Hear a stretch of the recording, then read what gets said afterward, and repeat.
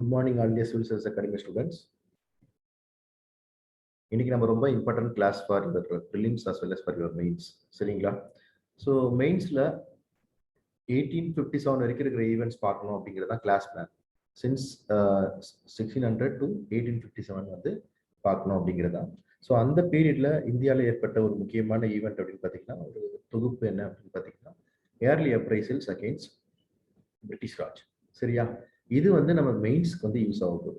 அதே நேரத்தில் prelims படிக்கிறவங்களும் so இதில் என்னென்ன மூவ்மெண்ட்டு யார் யார் லீடர்ஷிப் நடந்தது, என்னென்ன சர்க்கம்டன்சஸ் நடந்தது அப்படிங்கிற மாதிரியான கேள்விகள் உங்கள் ப்ரிலிம்ஸ்லையும் கேட்கலாம். சரிங்களா? ஸோ அதனால ரெண்டுத்துக்குமே ப்ரிப்பேர் பண்ணுறவங்க இதை வந்து கவனமாக பாருங்கள். சரியா? ஸோ பொதுவாகவே நம்ம வந்து மெயின்ஸ் எழுதுறவங்களுக்கு நாள் நெருங்கிடுச்சு. 16th கம்மிங் 16th வந்து எக்ஸாமு கிட்டத்தட்ட ஒரு மாதம் கூட இல்லை, 30 நாள் கூட இல்லை. அதனால வந்து it will be mode of revision. சரியா? இடையில நம்ம கிளாஸஸ்ல கிடைக்கிறது வந்து டைம் இருக்கும்போது நீங்கள் உங்கள் காதில் போட்டு வைங்க. சரியா?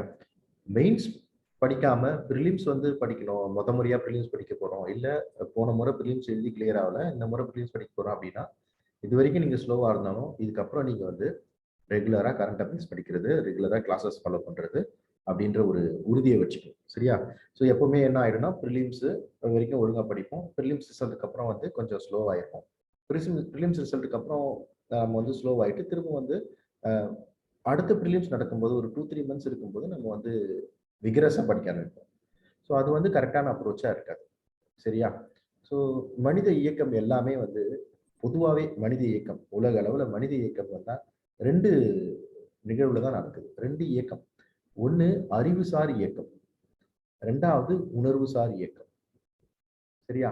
அறிவுசார் இயக்கம் அப்படிங்கிறது நம்ம வந்து ப்ரிப்பரேஷன் எப்படி இருக்கணும், நான் ஆஸ்பிரண்ட் பெர்ஸ்பெக்டிவ்ல சொல்கிறேன், ப்ரிப்பரேஷன் எப்படி இருக்கணும், ஸோ அதுக்கு நம்மளோட பிளானிங் என்ன, அப்படி ப்ரிப்பேர் பண்ணாமல் கிளியர் பண்ணலாம் என்ன ஆகும், ஸோ கிளியர் பண்ணால் நமக்கு என்னென்ன ஃபியூச்சரில் கிடைக்கும், நம்ம எய்ம்ஸும் ஆஸ்பிரேஷன்ஸும் அடையும் போது நமக்கு கிடைக்கிற அந்த ஃபுல்ஃபில்மெண்ட் இருக்கு இல்லையா, ஸோ அது என்ன அப்படின்லாம் யோசிச்சதுன்னா அது வந்து அறிவுசார் இயக்கம்.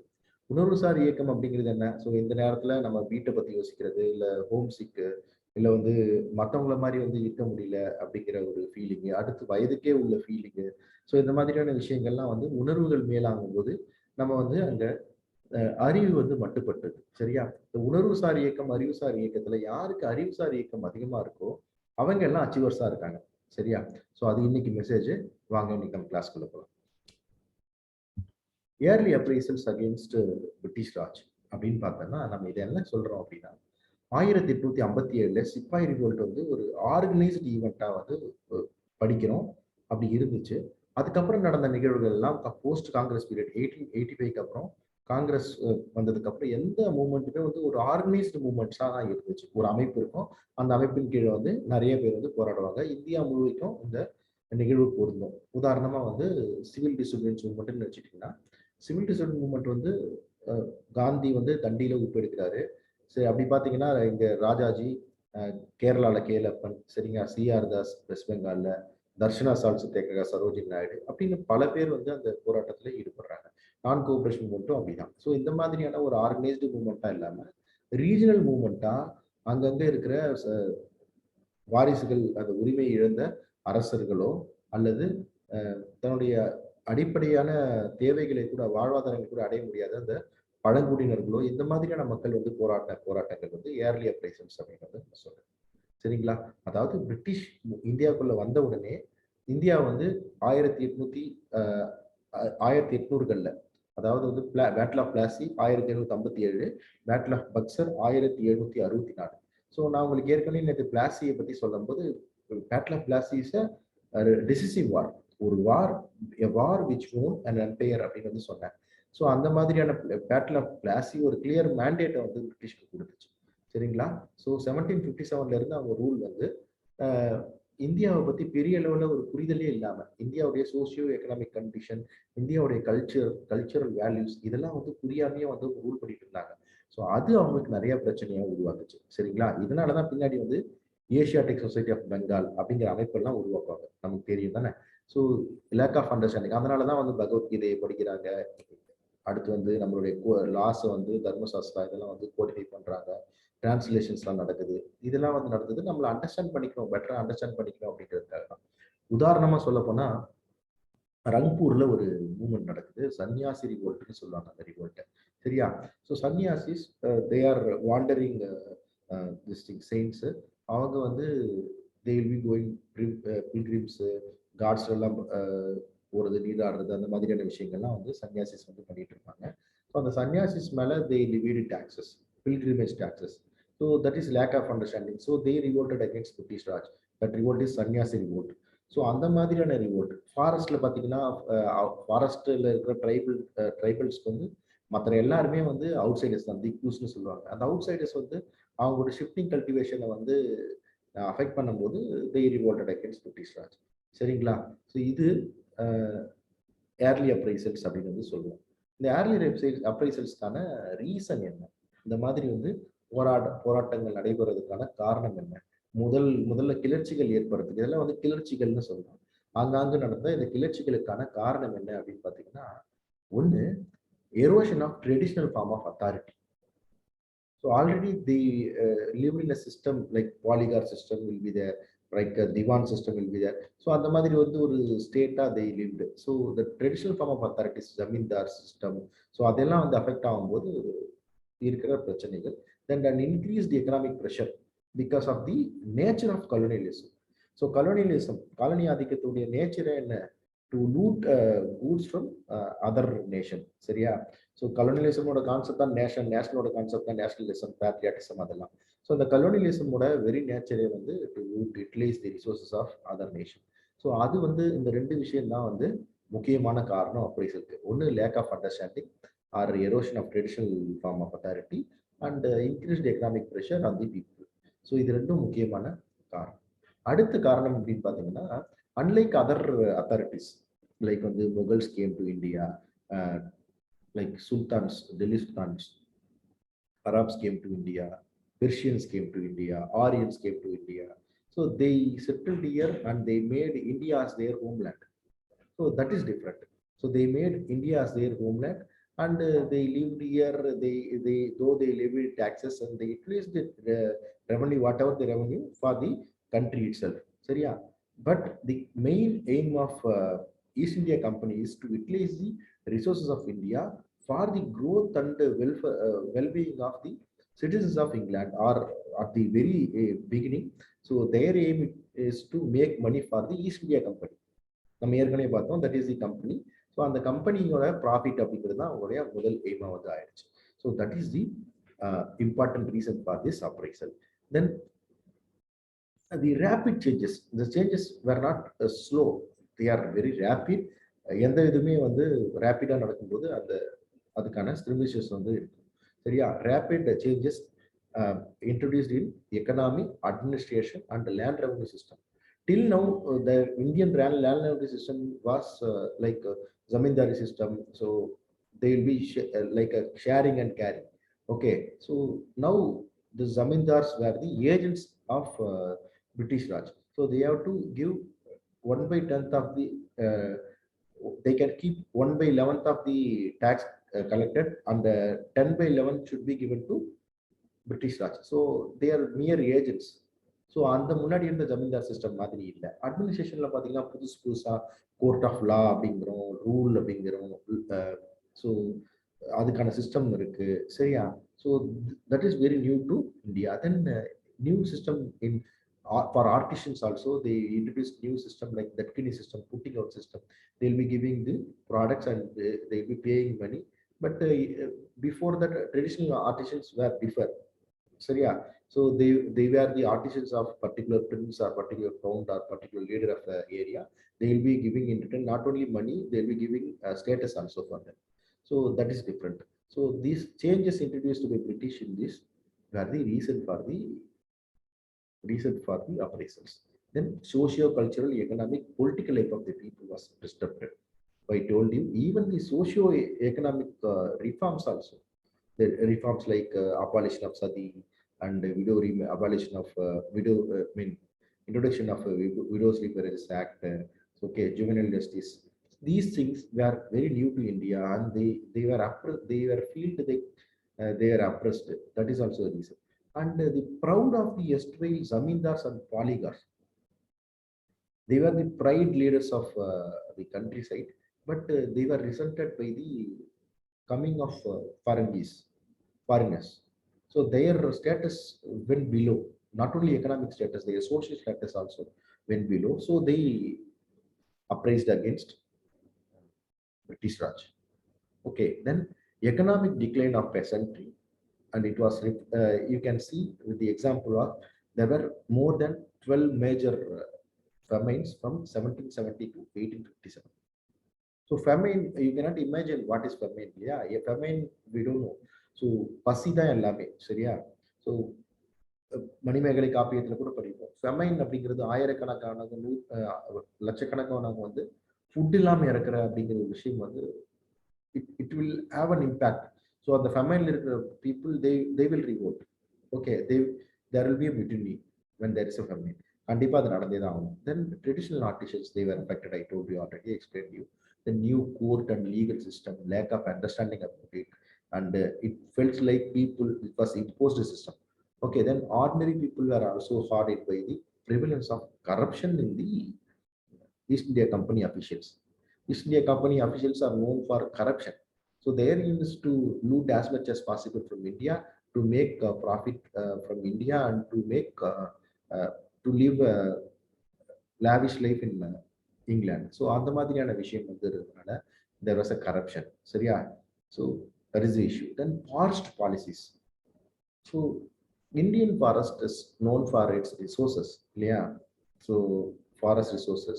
So they will need to utilize these forest resources. So they introduced forest policies, like they imposed this restrictions on policies for forest, like reserved forest concept.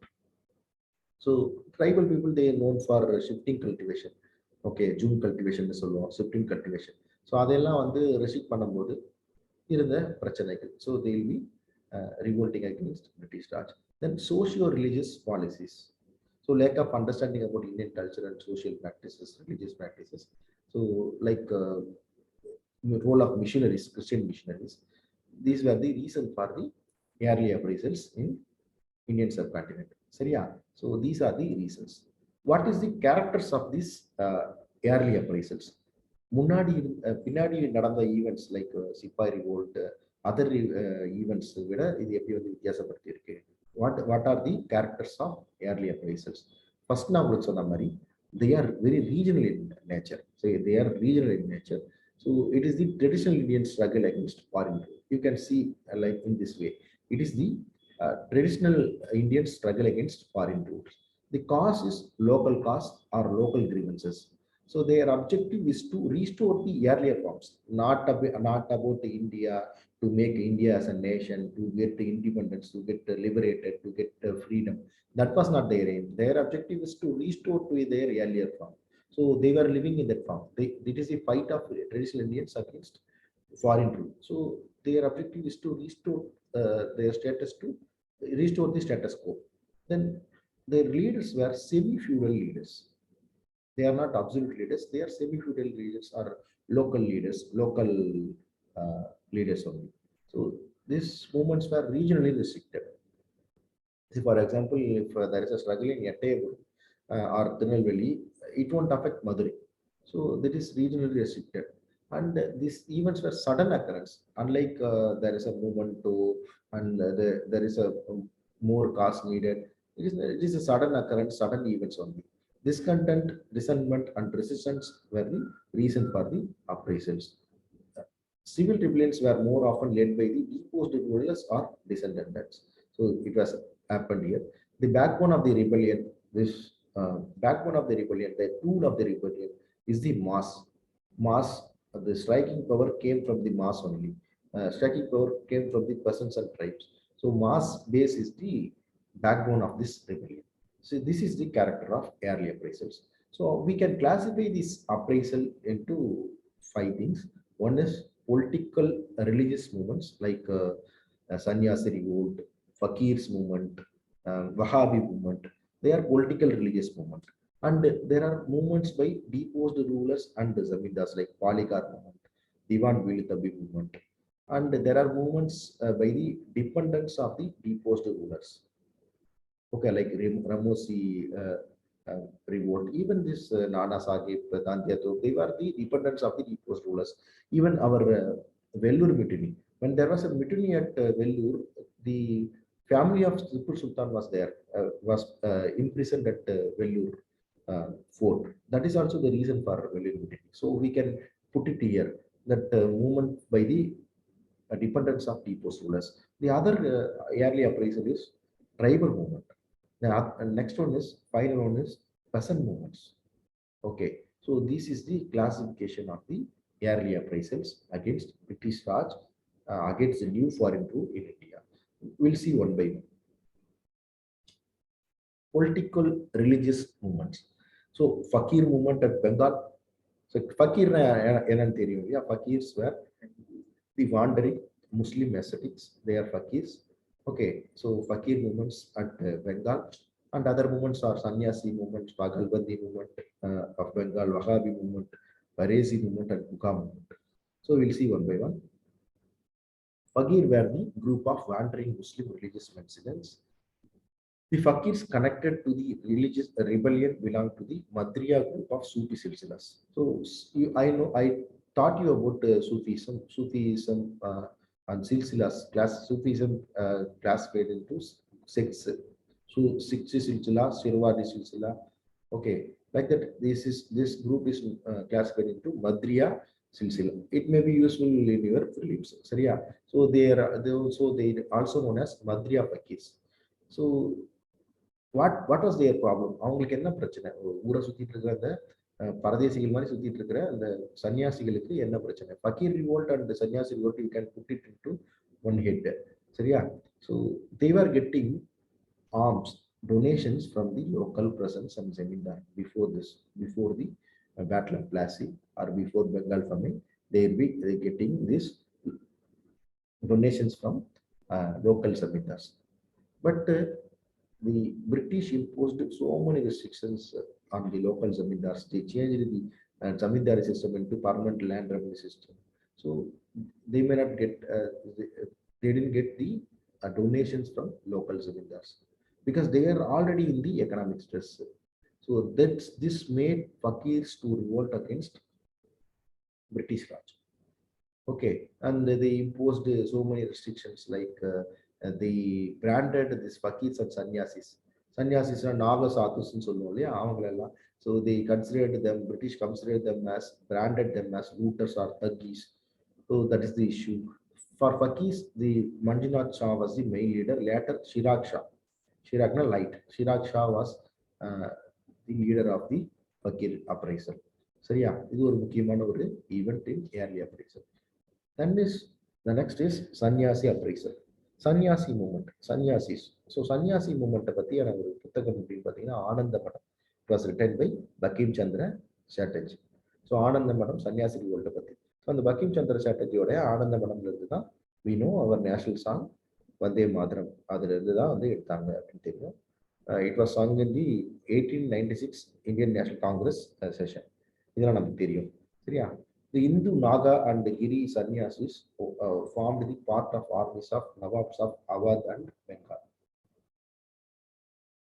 Okay, so the cause for rebellion is British imposed restriction on the pilgrimage, like they imposed taxes, they imposed restriction on visiting to holy places. Sacred groves in Sultan. So other they imposed restrictions. So then the Sanyasis, they raided British factories. So they don't have anything to lose, right? So they raided against British factories, collected contribution from towns and leading to the series of conflicts with the large band of Sanyasis and the British forces. So you see, nearly half a century this struggles went on. Okay, so their leaders are Babani Pathak, first the latter period, Devi Chowdhury was the leader of Sanyasi uprising. So Ananda Madam or the Sacred Brotherhood is a book written by Bankim Chandra Chatterjee about this Sanyasi revolt. So in history, people call the Sanyasi revolt as Rangpur Ding. That was the alarm from Rangpur. So that was considered as one of the first uprisal against British Raj. So that Rangpur ring here will be world wealth. Like that, there are notes in history. Then the other revolt is Pagal Panthis. Pagal Panthis are the mixture of Hinduism, Sufism, and animistic. So that is a religious sect. The sect was founded by Karam Shah and his son Tipu Shah, who led this Pagal Panthi movement. So they supported this peasants' cause.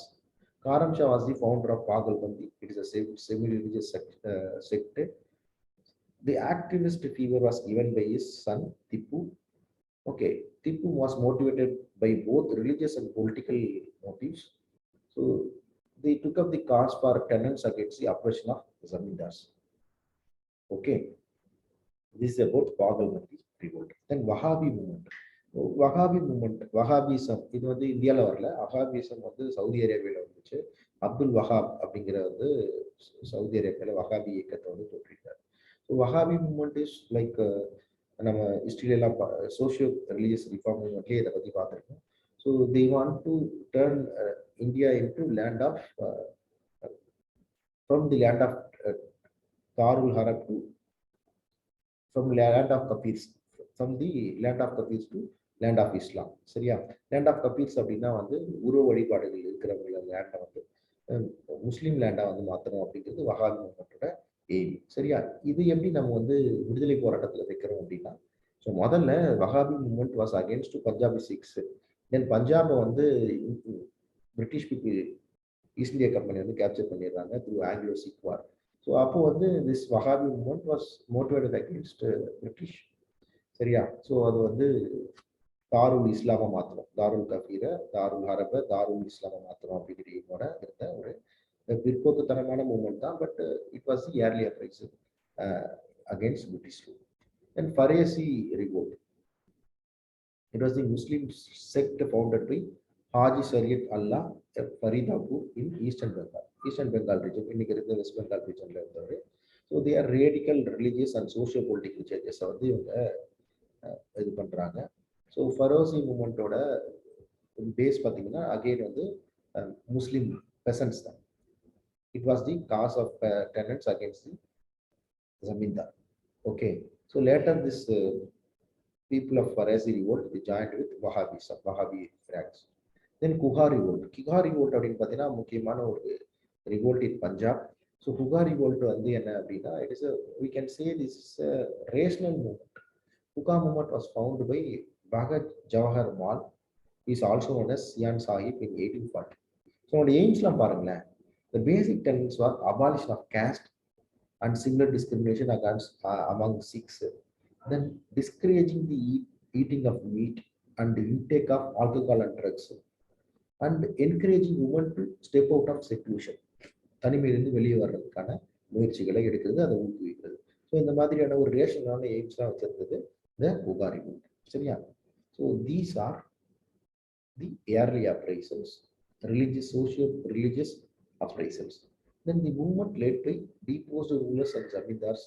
We can classify again this into POLYGAR revolt, DIWAN revolt and PAIKA revolt. இந்த மூணுத்தையும் நம்ம வந்து classify பண்ணலாம்.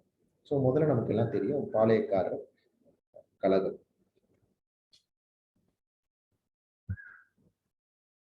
Palayakkar revolt were the offshoot of Nayak. பாளையக்காரர்னா யாரு? விஜயநகர சுல்தான்கள் வந்து தென்னிந்தியா முழுவதும் பரவும் போது மதுரா விஜயம், கங்காதேவி எழுதின மதுரா விஜயம்ல நம்ம அதை பத்தி படிச்சுக்கலாம். தென்னிந்தியா முழுவதும் அவங்க பரவும் போது என்ன நடக்குதுன்னா, அவங்கள வந்து அவங்கள இருந்த மிலிட்ரி சீஃப்ஸ் எல்லாம் சில டெரிட்டரியை கொடுத்துட்டு டேக்ஸ் கலெக்ஷனுக்கான ரைட்டையும் மேனேஜிங் இன்டர்னல் அஃபேர்ஸ் அந்த மாதிரியான விஷயத்தையும் கொடுக்குறாங்க. In turn they have to support Vijayanagar in case of war. So அந்த மாதிரியான சிஸ்டம் பாளையம் ஒரு தனியாக பாளையம் வந்து கொடுக்குறது பாளையக்காரர் முறை அப்படின்னு வந்து அறியப்படுது. இந்த பாளையக்கார முறையை நாயக்கார முறை அப்படின்னு ஏன் சொல்றாங்க அப்படின்னா, இந்த நாயக்கர்களே வந்து அந்த தலைமைகளா இருந்ததுனால உதாரணமா கட்டபொம்ம நாயக்கர். சரியா? அப்படி நாயக்கர்களே தலைமையா இருந்தாலும் நாயக்கர்கள் முறை அப்படின்னு அதை சொல்லுவாங்க. சரிங்களா?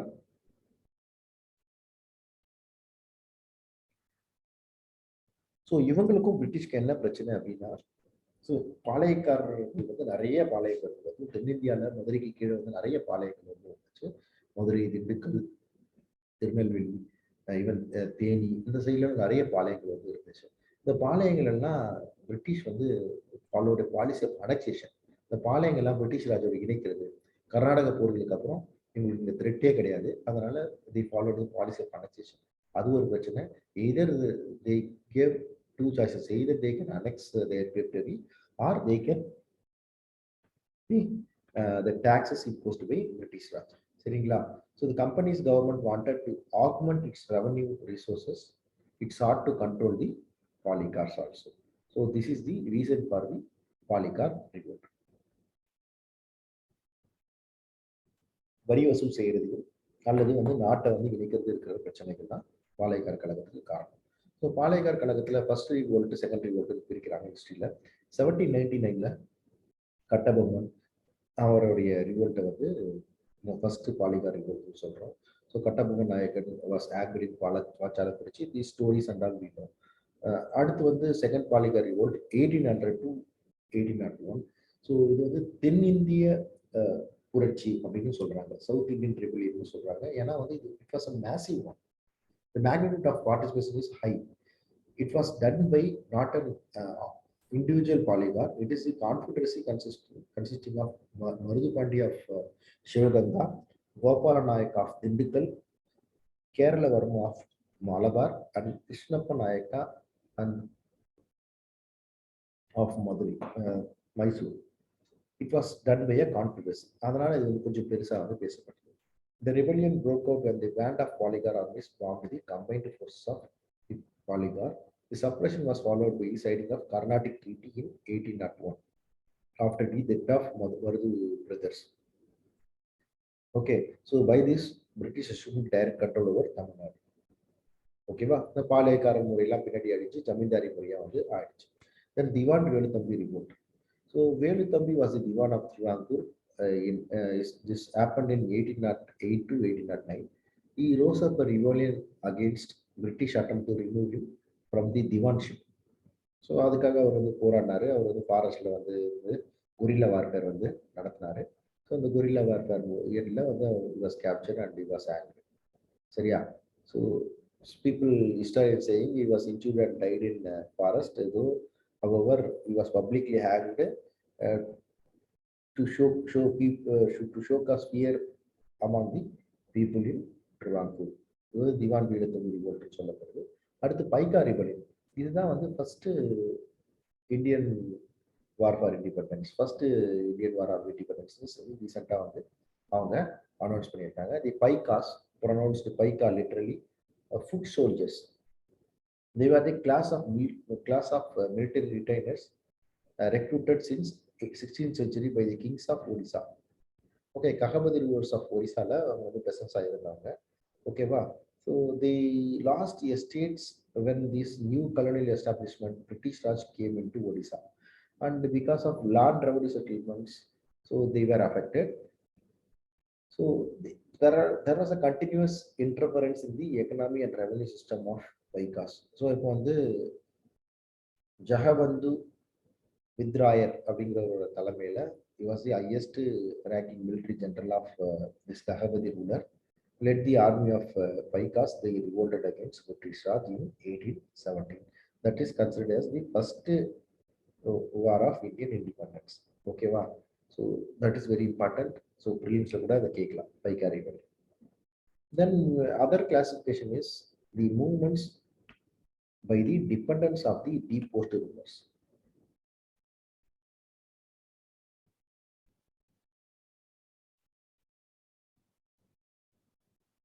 ஏற்கனவே ரூலர்ஸ் ஆனவங்கள அவங்களுடைய வாரிசுகளும் அவங்களுடைய தொடர்புடையவங்களும் ஏற்படுத்துகிற மூமெண்ட்ஸ் வந்து இந்த மூமெண்ட்ஸ். ரமோசி அப்ரைசல்ஸ். ரமோசிஸ் யாருன்னா they were the people served under the lands of Maratha army. Okay, so Maratha ஆர்மியிலே இருந்தவங்க. they revolted in 1822 in Satara region. இவங்களோட லீடர் பார்த்தீங்கன்னா சித்து சிங். எங்களோட பிரச்சனை என்னன்னு பார்த்தீங்கன்னா, so already were in better social status. So இப்போ அந்த சோஷியல் ஸ்டேட்டஸும் கிடையாது. ரெண்டாவது அவங்களோட எக்கனாமிக் ஸ்டேட்டஸும் அஃபெக்ட் ஆகுது because of the heavy assessment of land revenue and harsh method of its collection. So that is the problem. So RAMOSIs, so already they are known for their military skills and strength. They plundered the regions around Satara and attacked the forts. நம்ம ஏற்கனவே வந்து மராத்தாவோட இதில் வந்து பார்ப்போம். அவங்க 2 வகையான tax வந்து வச்சிருக்காங்க, சவுத் அண்ட் சத்தியஸ்முகி. அந்த டாக்ஸோட வெரி நேச்சரே பார்த்தீங்கன்னா, நான் உங்கள் ரீஜனை ரைட் பண்ணாமல் இருக்கணும் அப்படின்னா நீ you have to pay tax. உங்கள் ரீஜனை ப்ரொடெக்ட் பண்ணணும் அப்படின்னா you have to pay tax அப்படின்ற மாதிரி தான். ஸோ அதவே பேஸாக வச்சுட்டு இந்த ரமோசிஸ் இஸ் தி ரிவோல்டட். சரியா, அந்த பிளண்டர் பண்ணாங்க, தட் ரிவோல்ட்டுன்னு நம்ம சொல்கிறோம். 1825 to 26. ஸோ அவங்க வந்து உமாஜியோட பேனரில் தி அகெயின் தி ரிவோல்டட். சரியா, திஸ் ரிவோல்ட்டை அவங்களால வந்து கண்ட்ரோல் பண்ணவே முடியல. So British government pacified them by like forgiving them from their crimes and offering land rights and recruiting some of them for the hill police. So that was the Ramosi uprising. அடுத்து கட்காரிஸ். நம்ம கட்காரினா யாரு? கட்காரிஸ்னா கட்னா வந்து ஃபோர்ட்னு அர்த்தம், காரிஸ்னா protectors அர்த்தம். Gadkaris are the protectors of fort. Protectors of fort. They were the hereditary protectors of Maratha forts. They were disbanded. This revolt was led by Daji Krishna Pandit. Okay, this is Katkari revolt.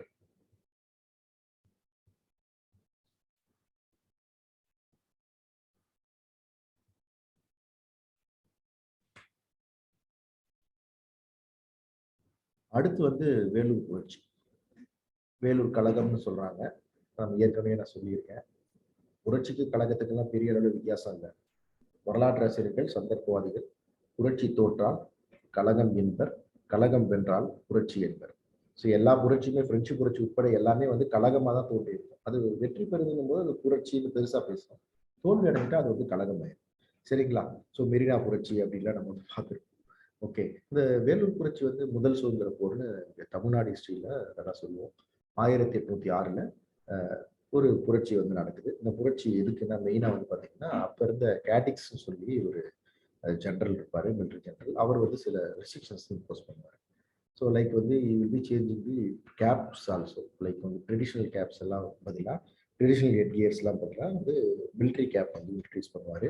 So இதெல்லாம் வந்து அப்போ இருந்த Hindu and Muslim சோல்ஜர்ஸை affect பண்ணுற மாதிரி அவங்க அதை feel.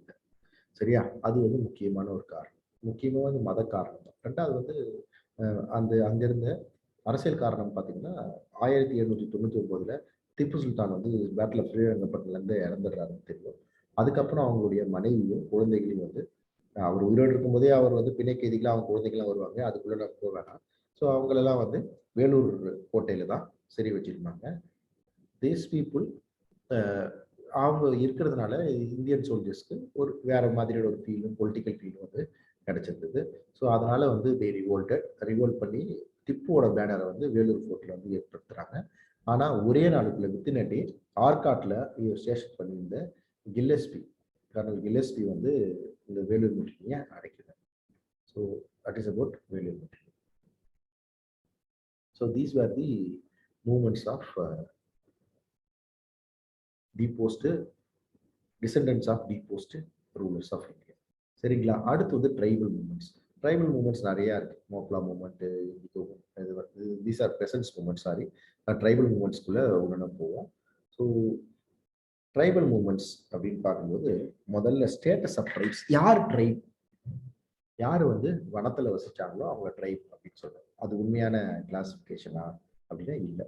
அவங்க வந்து வசிப்பிடத்தை வச்சு, not based on their place of living, not based on their geography, based on their socio economic status, even political status. அந்த நேரத்தில் பொலிட்டிக்கல் ஸ்டேட்டஸ் யாருக்குன்னு வச்சுக்கல, based on the socio economic ஸ்டேட்டஸ்ல தான் வந்து ட்ரைப்ஸ்னா யாரு அப்படின்னு வந்து கிளாஸிஃபை பண்றோம். இப்போவுமே government of India particularly vulnerable tribal குரூப்னு ஒரு குரூப் வந்து கிளாஸிஃபை பண்ணுறோம், PVTG, particularly vulnerable tribal group. So அதுக்கான கிளாசிஃபிகேஷன் அப்படின்னா என்னன்னு பார்த்தீங்கன்னா, அவங்க வந்து ப்ரீ அக்ரிகல்ச்சர் எக்கனாமி அவங்களுக்கு இருக்கணும். சரிங்களா? அவங்களோட numbers will be declining. So அவங்களோட ப்ராக்டிசஸ் வந்து லைக் வந்து மெயின் ஸ்ட்ரீம் ப்ராக்டிசஸ் மாதிரி இல்லாமல் அந்த மாதிரி ஒரு கிளாசிஃபிகேஷன் இருக்கு. அதை நீங்கள் படிச்சு வச்சுக்கோங்க, ப்ரிலிம்ஸ்லையும் அதை கேட்பாங்க. So that status, tribal status is based on the socio political, socio economic political status of the people, not based on just geography. நம்ம காட்டில் இருக்கிறவங்களாம் ட்ரைப்ஸ் அப்படின்னு இல்லை, ஊரில் இருக்கிறவங்களாம் வந்து சிவிலைஸ்டு அப்படின்னும் கிடையாது. சரியா? ஸோ they were like அவங்க வந்து விளிம்பு நிலை மனிதர்கள். Tribals are located in the fringes of the main stream society. Main stream சொசைட்டியோட விளிம்புல வந்து ட்ரைபல்ஸ் வந்து இருந்தாங்க. I am not saying they are low, nobody is low, பிறப்புக்கும் எல்லா உயிருக்கும் தான். பட் மெயின் ஸ்ட்ரீம் சொசைட்டியோட அவங்க வந்து டிஃபர் ஆயிருந்தாங்க. Even they live a better life. அவங்களோட லைஃப், அவங்களோட தாட் ப்ராசஸ், அவங்களுடைய விஷன் எல்லாம் இன்னும் நல்லா கூட இருக்கலாம். we cannot intervene in this. சரியா? Socio-economic differentiation amongst them in comparison to the mainstream society was significantly less. So socio-economic status is less. Okay, in our views, it is less. Okay, the tribes were politically autonomous, but they enjoyed their autonomous. Innakku வந்து they are politically autonomous. You take the example of Sentinels or Jaravas. Their world view is different. Okay, so they are politically autonomous and they have their own system of justice. Their system of justice is different. Okay, this British system of justice, criminal procedure code, civil procedure code, this is different. They followed shifting agriculture, hunting, fishing, they lived with forest produce. So that is their economic base. Shifting agriculture, namakela theriya junk agriculture solluvom, hunting, fishing and lived with forest produces, minor MFPs, minor forest produces. The use of forest products and shifting agriculture were very important parts of their economy. Okay, this is the tribals. So their life is very simple. Okay, their economy is very simple economy. Okay, so then why they revolted against British Raj? What is the cause for the tribal? அப்படின்னு பார்த்தீங்கன்னா, first thing வந்து, so they are living in their world. They are living with their world view. சரிங்களா? அவங்களுக்கும் ஒரு பார்வையில வந்து அவங்க வாழ்ந்துட்டு இருக்காங்க. பட் நம்ம இங்கெல்லாம் பிரிட்டிஷ் உள்ள வந்த உடனே அவுட் சைடர்ஸா அவங்களுக்குள்ள வந்து சேர்க்கிற ஒரு சூழ்நிலையா இருக்கு. ஏன் அப்படின்னா, expansion of agriculture by non tribal group in tribal area, because they need to pay more tax, more land revenue tax. British want to extract as much as is possible.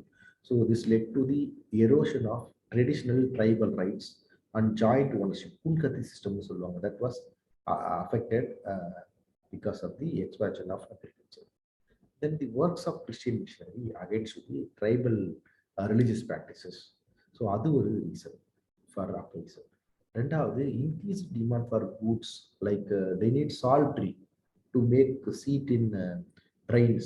The salt tree வந்து சில ஃபாரஸ்ட்ல வரும். So they introduced a tea plantation to work in that in Assam. They moved some central Indian tribes to Assam. So இந்த மாதிரியான problem. So they depended on forest resources. They, for hunting also, they hunted like anything. So for that they made some forest department arrangement in 1864, Government Forest Act 1865, Indian Forest Act 1878. இந்த மாதிரியான ஆக்ட்ஸ்லாம் போட்டு they restricted tribals in forest in their own land, in their own world. They were restricted. The even shifting agriculture was banned in reserve forest in 1864. So that affects their livelihood. Restrictions are imposed on the previously sanctioned timber and grazing facilities. அவங்களுக்கு மேய்ச்சலுக்கான ஃபெசிலிட்டிஸும் கிடையாது, அவங்களுக்கான அந்த மரக்கட்டைகளுக்கான உரிமைகள் கூட அவங்களுக்கு இல்லை. Extension of settled agriculture led to the influx of non-tribals in the tribal areas.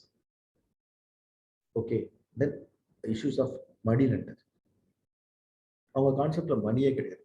So இவங்க மணியை இன்ட்ரடியூஸ் பண்ற மாதிரி ஒரு சூழலை உருவாக்கி மணி லெண்டர்ஸ்னால இருக்கிற பிரச்சனைகள். Then outsiders, Dikkus, tribals called them as Dikkus. Okay, Chal, Jungle, Jameen was their main focus. Introduction of notion of private property. So private property அப்படிங்கிற நோஷனே ட்ரைபல் வேர்ல்டு கிடையாது. So land could be bought, sold and mortgage அப்படிங்கிற ஒரு private தனி உரிமை வரும்போது tribal அந்த பெரோக்கியல் சொசைட்டியை வந்து இந்த ப்ரைவேட் ப்ராப்பர்ட்டி அந்த நோஷன் வந்து பெரிய அளவில் அஃபெக்ட் பண்ணுது. ஸோ இதனால அந்த ட்ரைபல்ஸ்லாம் போராடாது. ஸோ மெயின்ஸ் இந்த இடம்லாம் படிக்கல, எபிசாட் படிக்கணும் அப்படின்னா இதுதாங்க. ஸோ ப்ரிலிம்ஸ் படிக்கும்போது என்ன ட்ரைபு, என்ன ரிவோல்ட், என்ன அப்படின்னு படிக்கணும். பட் ஆனால் மெயின்ஸ் படிக்கும்போது அவங்க நேச்சர் ஆஃப் ரிவோல்ட் என்ன, what is the reason behind it, what is the character of their struggle. So இதெல்லாம் பார்த்தோம் இல்லையா முதல்ல இந்த அப்ரைசல் வரும்போது இந்த மாதிரியான விஷயங்களை தெய்வம். So nature of tribal movements என்ன அப்படின்னா, they fought for simple things. Jal, Jungle, Jameen. So they fought for basic things. Their base is mass basis. base is mass people only. So ethnic ties is the base for the struggle. Okay, but they struggled in very high order. Even Britishers, they worried about this tribal movements. Okay, because they waged guerrilla warfare. They never attacked fellow tribals in the same region. They attacked only outsiders. If the fellow tribals they were collaborated with the enemy, they attacked. They were attacked. Okay, so they used traditional weapons. The important point is they won major of their revolts, or it went inconclusive. Okay, the first important tribal movement is Santhal rebellion. Okay, Santhal, central Indian region tribes of the Santhal tribes. The tribal revolt again was classified into frontier tribal rebellion, non-frontier tribal revolt. Frontier tribal revolt, India frontier the KHASIs, AHOMs. So இந்த மாதிரியான ரீஜன்ல இருந்தது frontier tribal revolt. Non-frontier tribal revolt central Indian இந்த BHILS, SANTHALs. So இந்த மாதிரியான tribal ரிவோல்ட்டை வந்து நான் frontier tribal revolt பிரிக்கலாம். So one by ஒன்னாக பார்ப்போம். So Santhal rebellion, it is the most massive rebellion. So tribal rebellion அப்படின்னு சொல்லும் போதே நமக்கு வந்து சாந்தல் ரிபல்லியன் ஞாபகம் வரும். சாந்தல் ரிபல்லியன் வந்து நம்ம 1856 சிப்பாய் ரிவோல்ட்டுக்கு ஒரு வருஷம் முன்னாடி சாந்தல் ரிபல்லியன் நடக்குது. ஸோ இவங்களுடைய இடம் வந்து தாமன்கி கோக் அப்படின்னு வந்து சொல்றாங்க. பாகல்பூருக்கும் ராஜ்மஹால் நடுவில் இருந்து அந்த ஹில்லி ஃபாரஸ்ட் தாமன்கி கோக் சொல்றாங்க. அதில் அவுட் சைடர்ஸ்க்கு இடம் இல்லை. That was their thing. Okay, so ஏலியன்ஸ்க்கு வந்து அதில் இடம் இல்லை. ஸோ அவுட் சைடர்ஸ்ன்னு சொல்கிற திக்கூஸை வந்து கம்ப்ளீட்டாக வந்து அவங்கள வந்து வெளியேற்றணும் அப்படிங்கிறதுனால தான் இந்த சாந்தன் ரிபல்லியனே நடக்குது. சரிங்களா? அடுத்து வந்து கோண்ட் ரிபல்லியன்ஸ். கோன்ஸ் வந்து பார்த்தீங்கன்னா இங்கே தமிழ்நாடு ஆந்திரா பார்டர்லேருந்தே கூட பெங்கால் வரைக்கும் இருக்கிறாங்க. 1837 1856 வரைக்கும் நடக்குது. சக்ரா பிசோய் வந்து கோண்டோட லீடராக இருக்காரு. இவங்களோட கோண்டோட முக்கியமாக அந்த கோன்ஸ்ல வந்து மரியா கோன்ஸ் அப்படின்னு சொல்றப்போ ஒடிசால bondas Maria codes. They were practicing human sacrifices. ஓகேவா? மனுஷனை வந்து நரபலி கொடுக்குற அந்த முறை அதை வந்து கவர்மெண்ட் வந்து சப்ரஸ் பண்ணுச்சு. ஸோ அந்த மரியா அப்படின்னு சொல்லுவாங்க. ஸோ மரியா கோண்ட் தான் அவங்க. So it was suppressed. So that was the main issue became the Gond operation. Then introduction of new taxes by the British and influx of zamindars and shahukars, that means moneylenders, into their areas were the reason behind Munda uprising. Then Munda uprising. Munda வந்து revolted, uprised many times. More than 7 times they uprised. Okay, so they had their war of leaders. They are fought with the aim of expelling the Kus. Okay, and the restoration of Munda domination over the homeland. சரியா? முண்டால வந்து முக்கியமான leader Birsa Munda. He revolted in 1899. 1899 ஒரு revolt நடக்கல. 1850s revolt பண்ணிட்டு இருக்காங்க. முக்கியமான leader வந்து பிர்சா முண்டா, உலுக்கான்னு சொல்லுவாங்க. Khuntkatti system are joint ventures were their way of economy, but it was disturbed, so they revolted. Bhils were the major tribe of India. வில்லாளர் அப்படின்றத பில்ஸ் அப்படின்னு சொல்றோம். They lived in Gujarat, Maharashtra, even Rajasthan region. Bills were concentrated in the hill regions of Khandesh in Maratha territory, not Maharashtra territory. British occupation of this region was happened in 1818.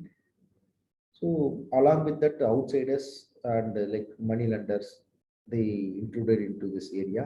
So this bill uprisal happened in 1817 to 1819. Yeah, so conciliatory measures with the Samarasa உடன்படிக்கை மூலமா the British peace pacified them. Okay, again they revolted against British in 1825 with the leadership of Sevara. Okay, so this was bill uprisal. KOLIS வந்து அந்த same bill territory தான் வந்து இருக்காங்க. They uprised against the British Raj. So இது ஒரு பெரிய தலைவலியா 2 வருஷம் பிரிட்டிஷ்க்கு இருந்துச்சு. Then KHASIs, Garo Khasi Jaintia Hills, Meghalaya தெரியும் இல்லையா? The KHASIs revolted against British Raj. So frontier tribes. So Burmese war போது British occupied hilly region of Garo and Jaintia region. So they build buildings to connect Burma with India along with the Brahmaputra Valley. So அது வந்து அவங்கள concentrations of labours and அவங்கள வந்து லேபர்ஸாகவும் wage introduce money also to KHASIs. சரிங்களா? அப்போ அவங்களுடைய leadership திருப் சிங் அப்படிங்கிற ஒரு தலைமையில KHASIs தலைமையில they revolted. For this revolt, Garo tribes also joined. சரிங்களா? So this is the KHASI revolt. அடுத்து AHOM revolt. AHOM, Assam, AHOM kingdomனே நம்ம பார்த்துக்கோம் வெடிவெளியான.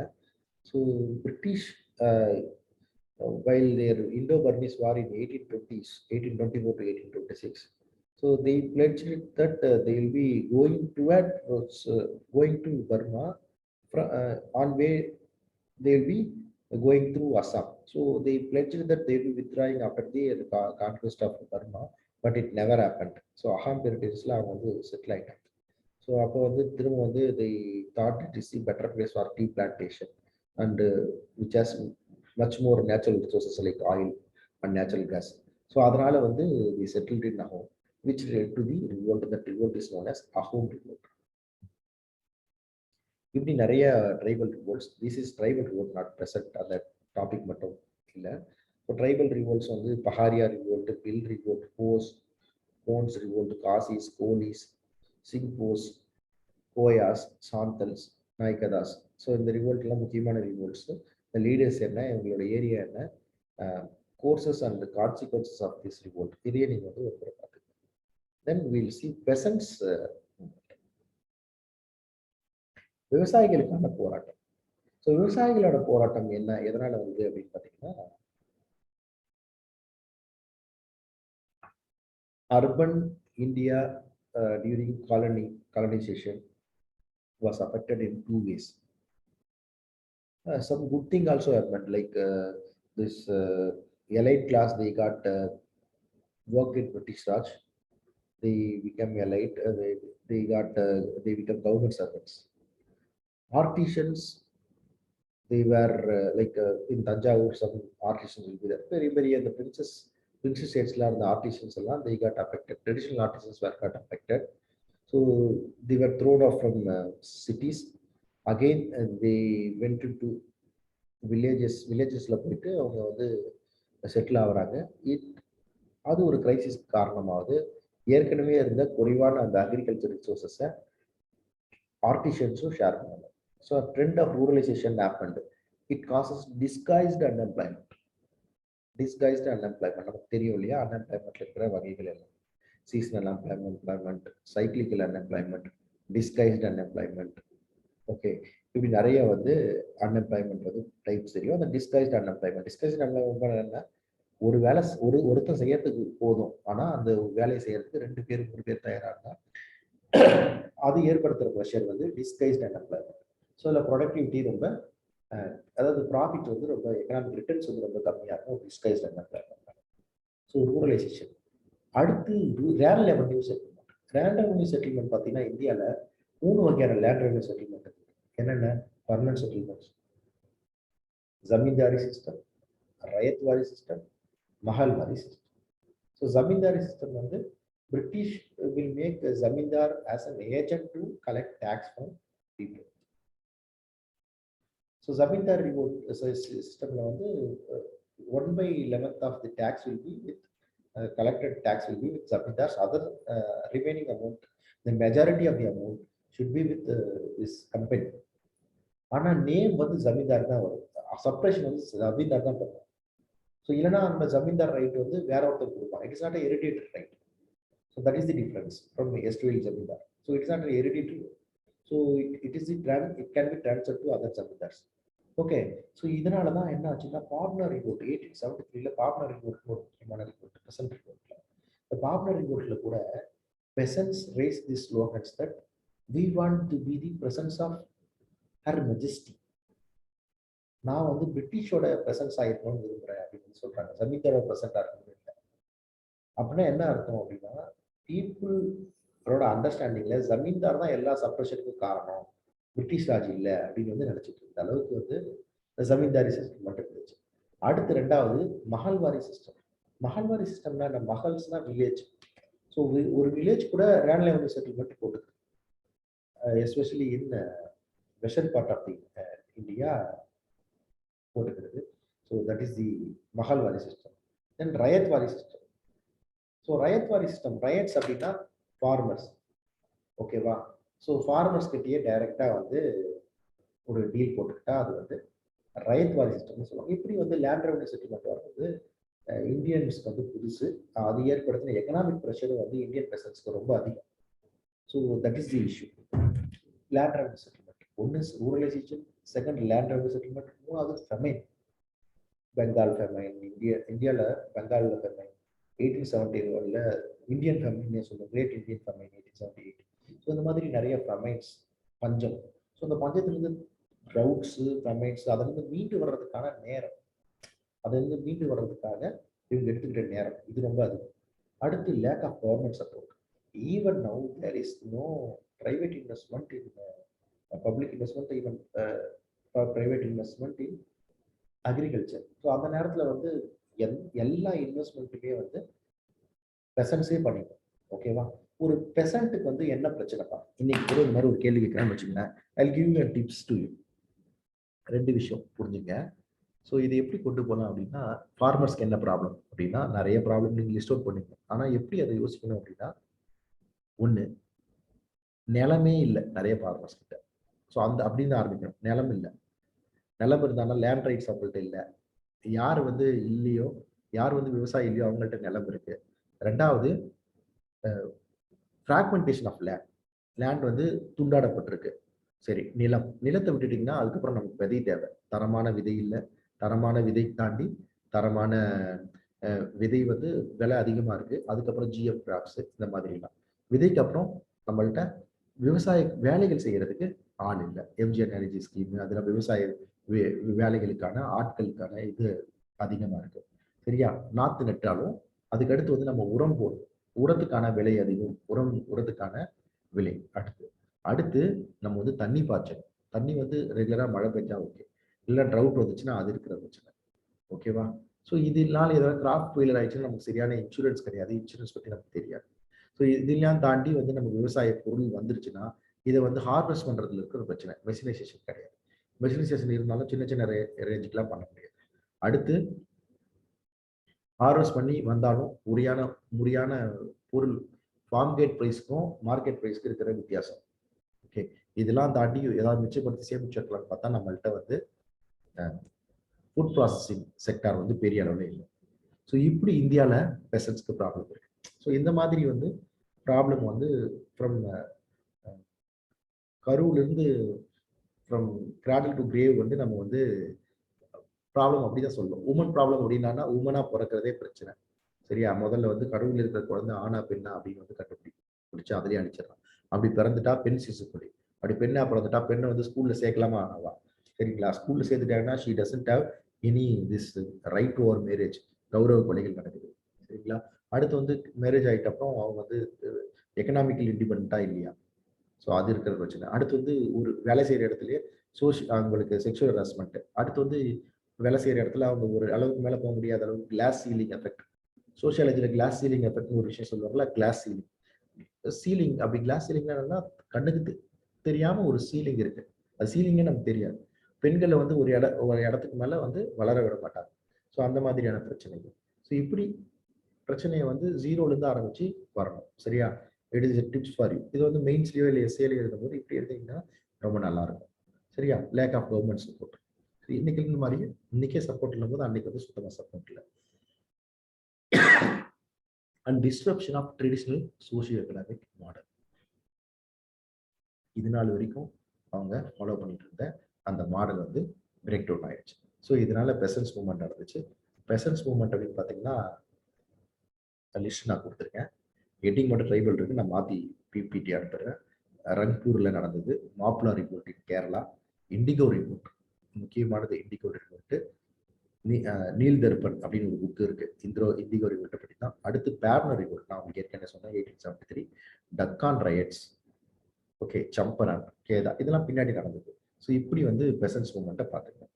So this is about your early uprisals. சரிங்களா? Early uprisals against British Raj. So British ராஜ்க்கு எதிராக இந்த மாதிரி நம்ம வந்து இயர்லி அப்ரைசல்ஸ் மூலிமா இவங்க ஏற்படுத்துகிற அந்த கான்ட்ரிபியூஷன் தான் என்ன நடந்துச்சு பின்னாடி வந்து ஒரு ஆர்கனைஸ்டு மூவ்மெண்ட்டா. பின்னாடி 1857 சிப்பாய் ரிவோல்ட் நடக்குது. அது சிப்பாய் மட்டுமா கலந்துக்கிறான், பெசன்ஸ் கலந்துக்கிறான். peasants are sepoys are peasants in uniform. So அதில் வந்து பிரசன்ஸ் கலந்துக்கிறான். அதில் வந்து முன்னாடி இருந்த அந்த டிபோஸ்டு ஜமீன்தார்ஸ் கலந்துக்கிறாங்க, முன்னாடி இருந்த ரூலர்ஸ் வந்து கலந்துக்கிறாங்க. இப்படி ஆர்கனைஸ்டு மூவ்மெண்ட்ஸ் வந்து பின்னாடி உருவாகிறதுக்கு இந்த ஏர்லி அப்ரைசல்ஸ் ரொம்ப முக்கியமான காரணமாக இருந்துச்சு. ரெண்டாவது இதோட இம்பாக்ட், ஓவரால் இம்பாக்ட் பார்த்தீங்கன்னா, இந்த ஏர்லி அப்ரைசல்ஸ் தான் they thought we'll be having better understanding about India அப்படின்னு வச்சு தான் they made this archaeological survey of India, Asiatic Society of Bengal. இப்படி வந்து இந்தியாவை புரிஞ்சிக்கிறதுக்கு பிரிட்டிஷ் சில முயற்சிகளை எடுத்தது. அதையும் நம்ம வந்து இந்த இடத்துல பார்க்கணும். ஸோ ஏர்லி அப்ரைசல்ஸ் ரொம்ப முக்கியமானது. இதை நீங்கள் அண்டர்ஸ்டாண்ட் பண்ணிக்கிறதும் ரொம்ப முக்கியமானது உங்களோட எக்ஸாம் ப்ரிப்பரேஷன். ஓகேவா? ஸோ அடுத்த கிளாஸ்ல நம்ம வந்து ஏர்லி அப்ரைசல்ஸ்ல நம்ம பார்த்த மாதிரி 1857 அதுக்கு முன்னாடி ஏர்லி லீடர்ஸ் ஆஃப் இந்தியா, இந்தியாவில் இருந்த ஏர்லி ஆக்டிவிஸ்ட். நம்ம வந்து இந்தியாவில் வந்து சுதந்திரம் அப்படின்னு காந்தி காலத்துல இருந்து, காந்திக்கு பின்னாடி காலத்துல இருந்து அந்த சுதந்திர போராட்ட தலைவர்கள் இவங்க மட்டும் தான் இந்தியாவுக்கு வந்து சுதந்திரம் வாங்கி கொடுத்தாரு அப்படின்னு வந்து நினைப்போம். அது எப்படின்னா, கிரிக்கெட்ல வந்து நம்ம வந்து கடைசி அந்த 300 ரன் அடிக்கணும்னா சேஸ் பண்றதுக்கு 290 ரன் வரைக்கும் யாராவது அடிச்சு கொடுப்பாங்க. கடைசியா வந்து ஒரு 6 அடிச்சு அவர் தான் வந்து ஜெயிச்சாரு அப்படின்னு வந்து சொல்லுவாங்க இல்லையா? அந்த மாதிரி வந்து மூமெண்ட்டை கிரியேட் பண்றதுக்கு நிறைய தலைவர்கள் வந்து பாடுபட்டாலும் கடைசி தலைவர் அந்த இவங்களை மட்டும்தான் நம்ம வந்து பெரும்பான்மையா வந்து பேசுறோம். ஸோ அதுதான் வந்து பிரச்சனையா வந்து இருக்கு. ஓகே, ஸோ அதனால நமக்கு வந்து லேக் ஆஃப் அண்டர்ஸ்டாண்டிங் தான். அந்த முன்னாடி இருந்த தலைவர்களை பத்தி ஒரு அண்டர்ஸ்டாண்டிங் இல்லை. ஸோ அது வந்து நம்ம எக்ஸாம் ஊட்டி எப்படி வந்து அதை சொல்ல முடியும் பெட்டரா அப்படிங்கிறத நம்ம அடுத்த கிளாஸ்ல பார்ப்போம். இன்னொரு 2-3 கிளாஸஸ்ல அந்த 2 கிளாஸஸ் மேக்ஸிமம். ஸோ அந்த 1857 வரைக்கும் இருக்கிற ஈவெண்ட்ஸ் வந்து கம்ப்ளீட்டாக வந்து முடிச்சிடலாம். சரிங்களா? Hope this class went well. இந்த கிளாஸ் எனக்கே வந்து ரொம்ப நல்லா இருந்தது. இது ரொம்ப நிறைய இன்ஃபர்மேட்டிவான கிளாஸ். வந்து ப்ரிலிம்ஸ்க்கு யூஸ் ஆகும், மெயின்ஸ்க்கு யூஸ் ஆகும். So all the very best you. ரொம்ப கவனமாக படிங்க, அவ்வளோதான் சொல்ல முடியும். ஸோ உங்கள் உணர்வுக்கு அதிகமான வேலை கொடுத்துடாம உங்கள் அறிவுக்கு மட்டும் நிறைய வேலை கொடுங்க. நிறைய ஆஸ்பிரண்ட்ஸ் வந்து தமிழ்நாட்டிலேருந்து வரணும், ஸோ அதுவும் ரூரல் தமிழ்நாட்டிலேருந்து வரணும் அப்படிங்கிறதுக்காக தான் இந்த மாதிரி ஒரு மாடலில் all India civil service coaching centre ஒரு கிளாஸஸ் எடுத்துட்டு இருக்கு. சரிங்களா? ஸோ நாங்களும் வந்து ரொம்ப ப்ரௌடாக தான் ஃபீல் பண்ணுறோம் இந்த மாதிரி கிளாஸஸ் எடுக்கிறதுக்கு. ஸோ இந்த மாதிரி கிளாஸஸ் வந்து ரூரல் ஸ்டூடெண்ட்ஸ் கிளாஸ் சொல்கிறது வி ஃபீல் ப்ரௌட். சரியா? ஏற்கனவே நான் 2013 வந்து ஹவு டு ரைட் யூபிஎஸ்சி இன் தமிழ் அப்படின்ற ஒரு இதில் வந்து ஒரு வீடியோ போட்டேன். நிறைய வியூஸ் வந்து இருந்துச்சு. அது that was a private one. So இதுக்கப்புறமா இந்த மாதிரி ஒரு வாய்ப்பு கொடுத்துருக்காங்க all India civil service coaching centre. We are working for it. So எங்களோட வேலைக்கு நடுவில் தான் இந்த மாதிரி விஷயங்களையும் நம்ம வந்து பண்ணுறோம். ஸோ இது வந்து ப்ளீஸ் யூட்டிலைஸ் இட். சரிங்களா? கடைவிரித்தே கொள்வார் இல்லை கட்டி கொண்டேன்னு சொல்லுவார் வல்லார். அந்த மாதிரி ஸோ இங்கே எல்லாரும் நம்ம கடைவிரிச்சு உட்காந்துருக்கோம். இதில் எடுக்கிற எல்லாமே இலவசம் தான். எடுத்துக்காம விட்டீங்கன்னா யாருக்கு நஷ்டம்னு நீங்கள் தான் பார்த்துக்கணும். சரிங்களா? இது வந்து வார்னிங் இல்லை. As a brother I am advising you. சரிங்களா? For your queries you can always contact us. All the very best to you again. Thank you.